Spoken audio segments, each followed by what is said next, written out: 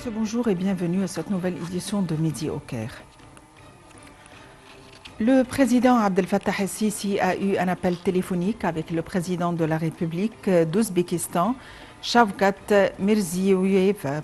Le président el-Sisi l'a félicité pour l'avènement du mois sacré du Ramadan, priant Dieu le Tout-Puissant de le rendre à toute la nation islamique avec bonté et bénédiction, souhaitant plus de progrès et de prospérité au peuple ouzbek. Pour sa part, le président ouzbek a exprimé sa gratitude pour les aimables félicitations du président, souhaitant au gouvernement et au peuple égyptien la stabilité et la prospérité, soulignant le souci de continuer à renforcer la coopération avec l'Égypte à la lumière des relations distinguées entre les deux pays. Par ailleurs, le chef de l'État, le président Abdel Fattah el-Sisi, a affirmé qu'il a suivi avec intérêt la session du Conseil d'administration du dialogue national, appréciant le travail continu des fils de l'Égypte qui cherchent le bien de la patrie.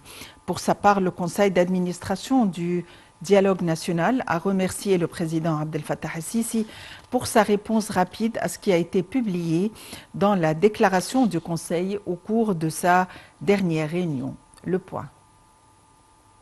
Le président Abdel Fattah el-Sisi a affirmé qu'il a suivi avec intérêt la session du conseil d'administration du dialogue national, appréciant le travail continu des fidèles fils de l'Égypte qui cherchent le bien de la patrie. Sur sa page officielle aux réseaux sociaux, le chef de l'État a souligné qu'il prend en compte de ce qui a été examiné lors de la séance d'hier concernant la modification législative permettant aux organes judiciaires de superviser le processus électoral.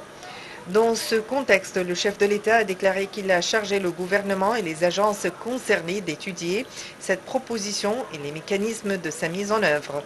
Pour sa part, le conseil d'administration du dialogue national a remercié le président Abdel Fattah el-Sisi pour sa réponse rapide à ce qui a été publié dans la déclaration du conseil au cours de sa dernière réunion sur la proposition d'un amendement législatif à la loi de l'autorité électorale nationale, article de la Constitution numéro 34, qui exige que le scrutin et le dépouillement soient effectués lors des élections et des référendums sous la supervision des membres du pouvoir judiciaire, autorité des instances, tels qu'un juge pour chaque bureau de vote. Le conseil d'administration du dialogue national a affirmé qu'il a pris toutes les mesures qui servent le dialogue et les discussions pour le bien de notre chère patrie et pour l'intérêt du citoyen.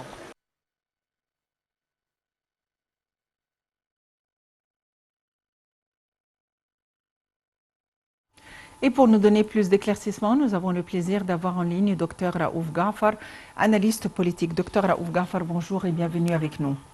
Bonjour, merci. Le dialogue national ou cette réunion importante à travers laquelle le chef de l'État a indiqué qu'il a suivi avec intérêt la session du Conseil d'administration du dialogue national. En quoi consiste ce dialogue national? Bon, c'est le groupement de tout le peuple égyptien avec toutes les convictions politiques et tous les partis politiques, etc., pour discuter l'avenir de l'Égypte. Et tous je ne veux pas dire des problèmes, mais toutes les questions du peuple égyptien. Ça va commencer en mai, début mai, et ça va discuter tout. Il y a jusqu'à présent plus une très grande quantité et nombre de suggestions qui vont être discutées quand ils vont commencer leur session. Mais je veux mentionner qu'il y avait une suggestion qui a été vraiment intéressante et le président lui-même a donné une grande importance et a même donné ses directives pour suivre cette suggestion, c'est de changer la loi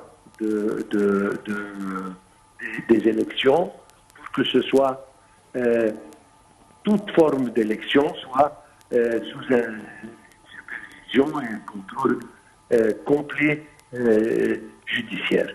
Et ça pour justement que ce soit complètement juste, complètement intégral et clair, c'est-à-dire c'était une demande nationale qui a été justement considérée par le président et les lois vont changer justement pour réaliser ce que le peuple veut.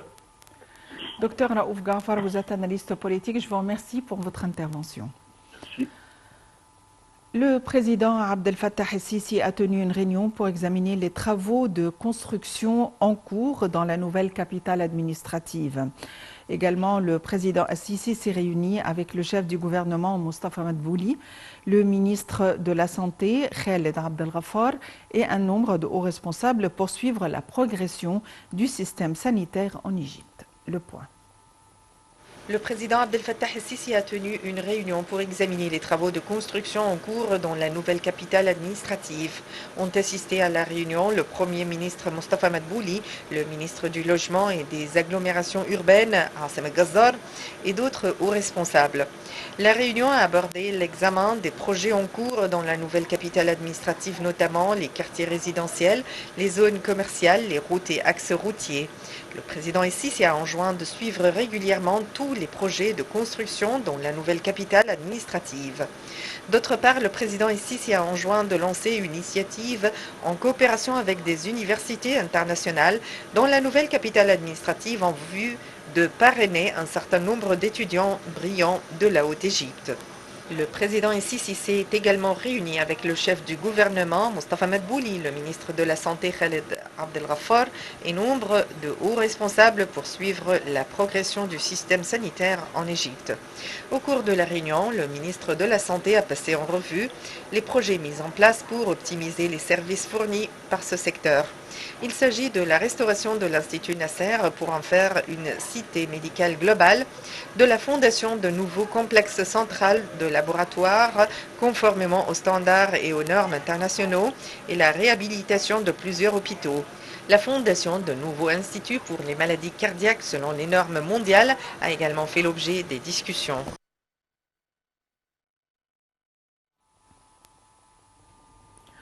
Le ministre des Affaires étrangères, Sameh Choukri, a reçu le vice-président de la Commission de l'Union européenne, Marguerite Chinaz, et la délégation qui l'accompagne. Selon le porte-parole du ministère des Affaires étrangères, la réunion a porté sur l'échange des visions en ce qui concerne les questions d'intérêt commun, à la tête desquelles la lutte contre l'immigration clandestine. Lors de l'entretien, Choukri a évoqué avec son interlocuteur les moyens de booster la coopération en matière des investissements et de l'économie entre l'Égypte et l'Union européenne. Pour sa part, Marguerite Chinaz a exprimé l'appréciation de l'Union européenne pour le rôle assumé par l'Égypte sur la scène internationale. Il a aussi souligné sa disponibilité à soutenir l'Égypte dans son processus de développement.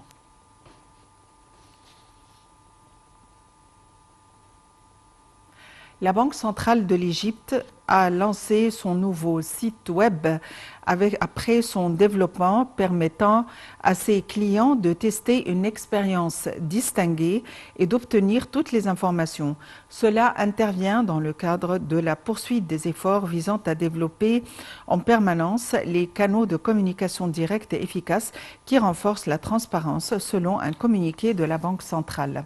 Le nouveau site dispose d'un contenu en langue arabe et en anglais, ajoute le communiqué précisant que le site présente aux visiteurs tous les développements et informations concernant la Banque centrale, y compris les marchés financiers, les niveaux d'inflation et la stratégie de la BCE.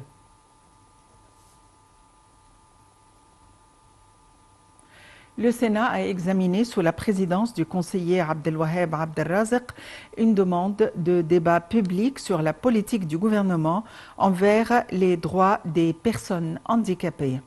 Le Sénat a examiné aussi les moyens d'activer le rôle des centres de jeunesse pour devenir des lieux plus convenables à ces personnes, leur permettant de pratiquer les activités sportives, culturelles et sociales.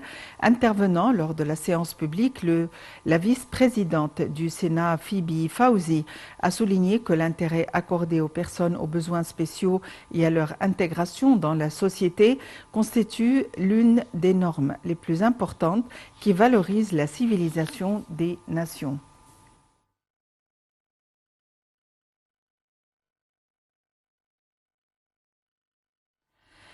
Plus de 2000 têtes de béliers momifiées datant de l'ère ptolémique ont été découvertes dans le temple de Ramsès II, dans la cité antique d'Abydos, dans le sud de l'Égypte, ont annoncé les autorités. Des momies de brebis, de chiens, de chèvres, de vaches, de gazelles et de mangoustes ont été également exhumées par une équipe d'archéologues américains de l'Université de New York sur ce site célèbre pour ses temples et ses nécropoles, a annoncé le ministère des Antiquités et du Tourisme dans un communiqué.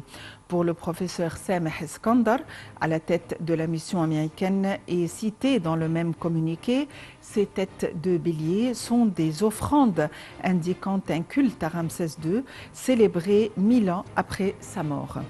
Outre les restes d'animaux momifiés, l'équipe a découvert les restes d'un palais au mur d'environ 5 mètres d'épaisseur datant de la 6e dynastie, ainsi que plusieurs statues de papyrus, des restes d'arbres anciens, des vêtements en cuir et des chaussures.